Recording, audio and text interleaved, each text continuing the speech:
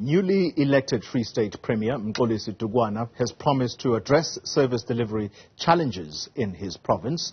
That province currently battling water shortages and a poor state of roads. This is just among the many other challenges. The Premier joining us now for his plans to take that province out of the slump it is in. Thank you very much for your time, Premier Dukwana.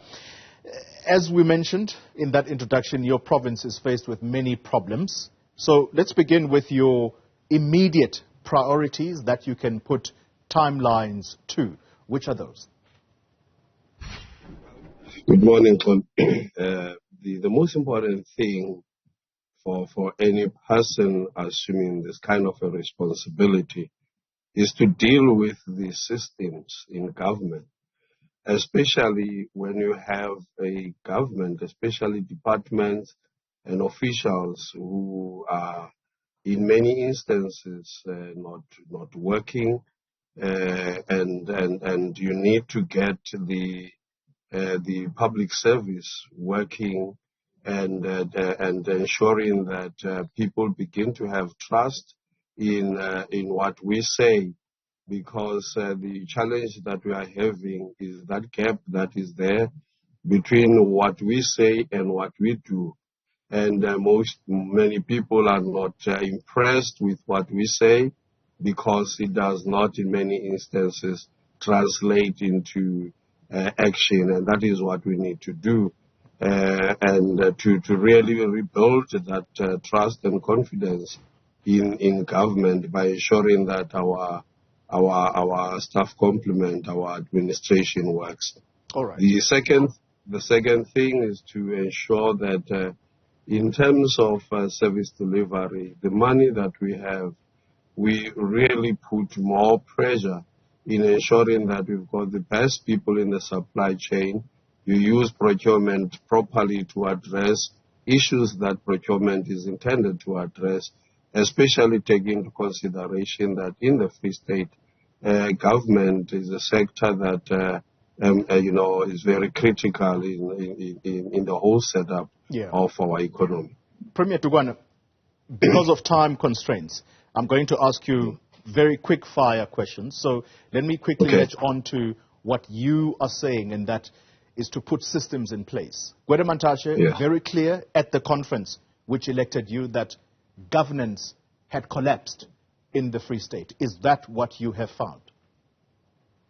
Yeah, I remember I've been also part of government for some time now. And I've seen some of the things and the gaps that are there. And it is the focus that we need to push, especially around this issue. So is that a yes? Governance has collapsed? Yes.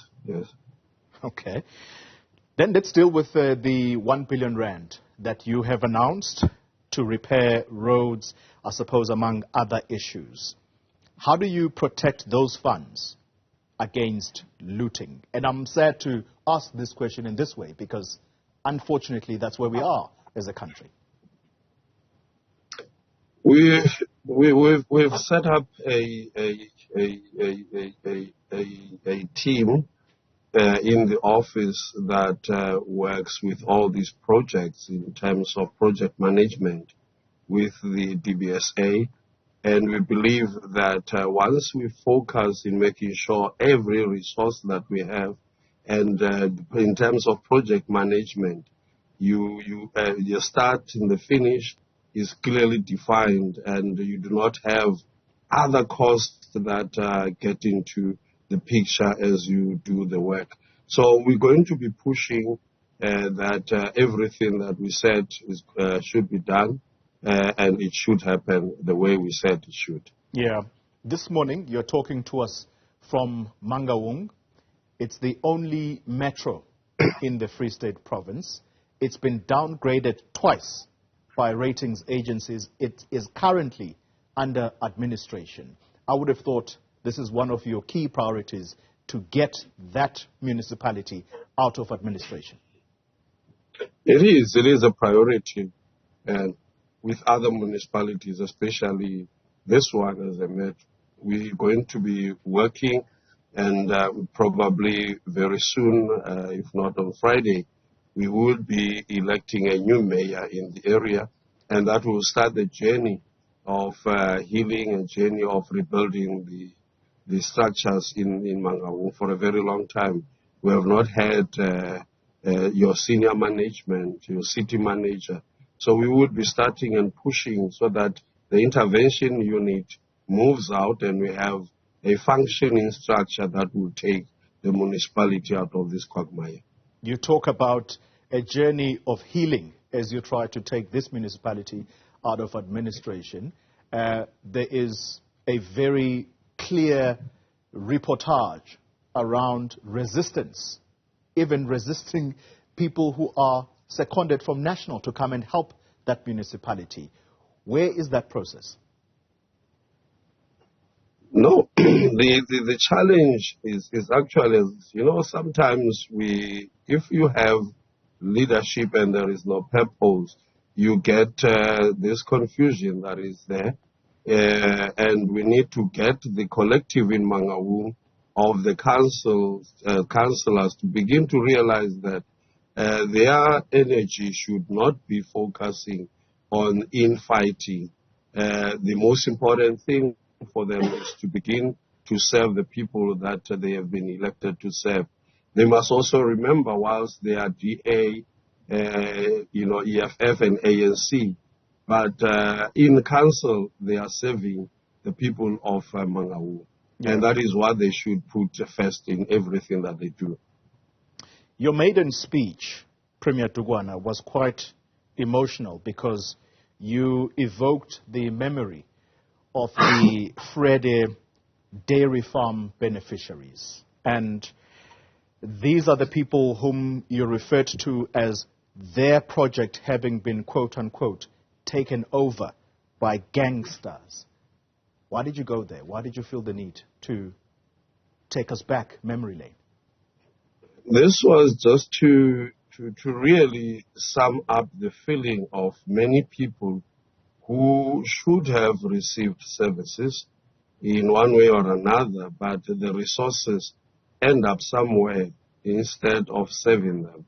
It was just summarizing the deep-seated pain in the people of the Free State who have, suffered through this kind of behavior from inside the administration and those who refer to themselves as business people in many instances who are not necessarily business people. Yeah, the dairy farm project, the failed dairy farm project, of course, the predecessor now, your predecessor, your immediate predecessor, has since tried to revive that project. This story of the Frede farm, Premier, is directly linked to the very first state capture case that we are seeing unfold in court. Mm-hmm. It's at the Bloemfontein High Court. It's the Nulane 25 million rand investment case. How important is it for you then that this case does not collapse? It is very important because people are waiting for justice, and if it collapses, you would actually create an impression that there is no justice, and those who have deep pockets can actually get the best lawyers who would look into all these other issues and create a problem for us. Yes. Final question to you, Premier. The Jagersfontein Dam, we know the damage it caused. Where is the process in trying to rebuild that community and also importantly the people, the community that was affected by that dam wall collapse? Where are or how far are efforts to try and help them? More than rebuilding the community there, in terms of the structures that have collapsed, the most important thing now is to reimagine this area, especially as the bigger part of Parib And in this area, you would understand that many of the young people in Harib do not see their future in this area up until we take a strong and a resolute position in the reimagination of the area. And this is what we are doing as part of making sure that we rebuild this part of the country. For a very long time, they've felt that as Harib region, that they have not been taken care of. And we want, we're using this as a process, starting a process of building a better Harib that will serve the people of this region. In terms of creating jobs, there are issues that we are looking at. The roads in the manner in which the spatial planning was done does not allow this place to grow. You do not have opportunities for people. For instance, in Jagasfontein, almost 90% of the people depend on the grants, from government for them to survive, other than those who are working for this company. So we need to change that and make sure that you have people and you have a society that is self-sustainable and that is resilient to face this kind of a challenge and avoid this happening again. Yeah. So we have started that process in terms of building houses, restoring infrastructure, but that is not enough. We need to do more in terms, as I said, reimagining the place. Our conversation wouldn't be complete, Premier Dukwana, without talking about politics. It's a final question. You have used the words a journey. It's a journey of healing that your province has got to go through. You have even asked for prayers. Some people are going to say, while that is indeed well placed, but people are expecting leadership from you. How big a factor is the Ace Magashule shadow? How big is that still looming in that province? Does the Ace Magashule factor still loom large, I suppose, is a question I'm trying to ask you. I don't think that actually for what we are doing, this will be relevant, because the reality is he has been here for quite a long time. He has led this area, this province. But people come, people go, and all that we need to do is to move away from this shadow and take people out of this situation where people think that ACE still matters a lot in terms of how we're shaping government. He's not playing any significant role at the moment, as safe to say he's a member of the ANC, and he has to conduct himself as such, and he will be treated like any other member of the ANC. And if he is not following the processes, and like any other member, he will be dealt with like any other member. Very interesting indeed. If the case that he is going through does go against him, does he face possible expulsion from the party?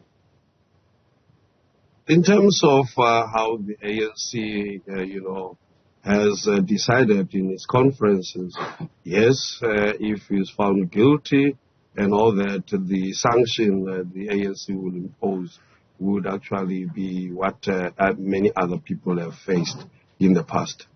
Mxolisi Dukwana is the Premier of the Free State Province, doubling up as the chairperson of the ANC in that region. Thank you very much for your time, sir.